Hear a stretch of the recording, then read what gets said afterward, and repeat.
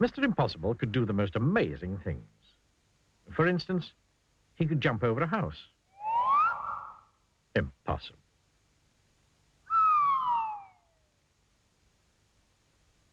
And Mr. Impossible could make himself invisible. All he had to do was to stand there and think about becoming invisible, and he became invisible. Impossible. And Mr. Impossible could fly. All he had to do was stand there and flap his arms about, and off he flew. Impossible.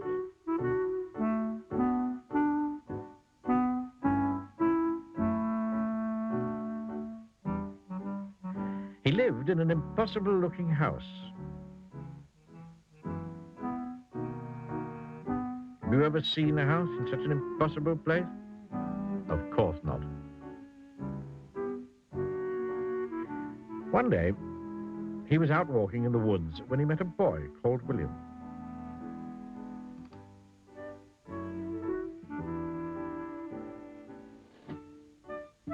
William was on his way to school.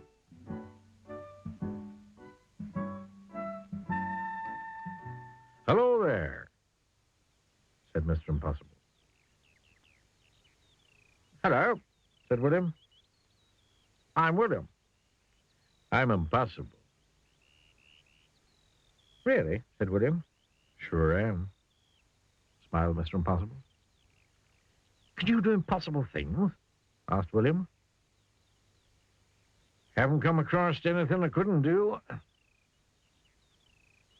William thought. "Can you climb up that tree?" he asked, pointing to the biggest tree in the wood. "Oh, I can do better than that," replied Mr. Impossible. "I can walk up that tree." And he did.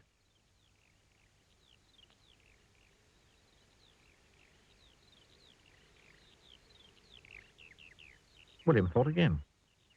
Can you stand on one hand?" he asked. "Oh, I can do better than that," replied Mr. Impossible. "I can stand on no hands." And he did.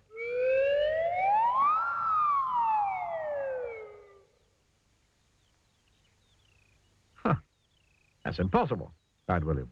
"Sure is," replied Mr. Impossible. Then William remembered that he was on his way to school. "Why don't you come with me?" he asked. "But I've never been to a school before." "Then it's time you did," replied William. "Come on."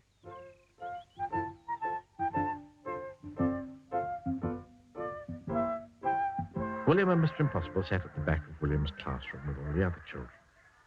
The teacher came in, but didn't notice that there was somebody extra in his class that morning. "Morning, children," he said. "I have a very difficult sum for you to do today. It will take you most of the morning to work out the answer." And he wrote the sum on the blackboard.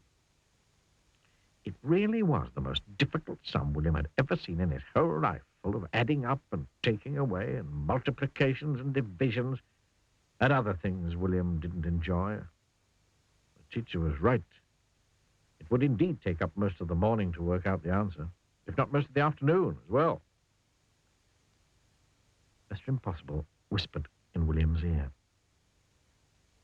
William put up his hand. "Yes, William," said the teacher. "Is there something about the sum that you don't understand?" "Please, sir," said William, "is the answer 23?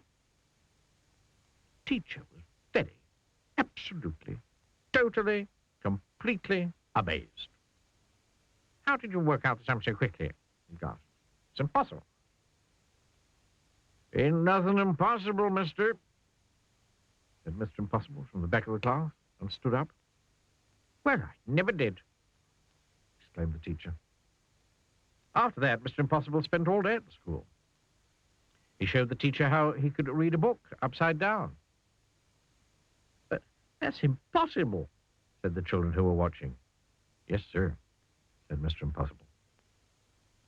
Then William asked Mr. Impossible if he'd like to play in the school football match. "We sure would," replied Mr. Impossible, "but I ain't never played football before." And you know what he did? He kicked the football so high into the air Then when it came down, it had snow on it. Impossible. Then it was time to go home. Mr. Impossible said goodbye to all the people at school, and then he said goodbye to William. Goodbye, Mr. Impossible, said William. So long, William, said Mr. Impossible. He just disappeared. William rubbed his eyes and went home. William's mother and father were waiting for him. Hello, William, they said. You have a good day at school? Yes, he replied. And I met someone who can do anything in the world. Oh, really, William? They both laughed. You're impossible. William smiled and went inside. And 100 miles away, a small figure was listening to what William's mother and father were saying. And then he went to sleep, standing on his head. And we all know that that is downright impossible. Yes, sir.